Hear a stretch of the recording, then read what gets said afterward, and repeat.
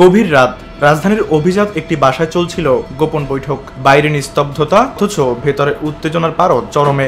2024 সালের জুলাই, বাংলাদেশ ইতিহাসের এক টালমাটাল সময়। ছাত্র জনতার জাগরণ দমাতে তখন যে ভয়াবহ রাষ্ট্রযন্ত্র নামানো হয়েছিল তার পর্দা ফাঁস হলো এক বিস্ফোরক জবানবন্দিতে। পুলিশের সাবেক মহাপরিদর্শক চৌধুরী আব্দুল্লাল মামুন আদালতে দেওয়া জবানবন্দিতে স্বীকার করেছেন, রাজনৈতিক সিদ্ধান্তেই হেলিকপ্টার থেকে ছাত্রদের ওপর গুলি চালানো হয়েছিল। শুধু তাই নয়, প্রাণঘাতী অস্ত্র ব্যবহারের নির্দেশ এসেছিল সরাসরি শেখ হাসিনার কাছ থেকে। প্রতি রাতে স্বরাষ্ট্রমন্ত্রী আসাদুজ্জামান খানের বাসায় বসত আইন শৃঙ্খলা কোর কমিটির বৈঠক। সেখানে উপস্থিত থাকতেন RAB, DB, police, BGB, DGFI সহ রাষ্ট্রের ক্ষমতাধর কর্মকর্তারা। ছাত্র আন্দোলনের কেন্দ্রগুলো চিহ্নিত করে চালানো হতো ব্লক রেইড।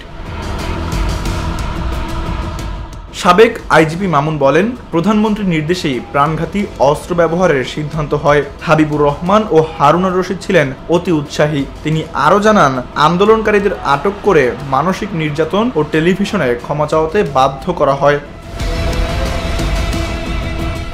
2024 সালের 4 আগস্ট শেখ হাসিনা গণভবনে একাধিক বৈঠক করেন।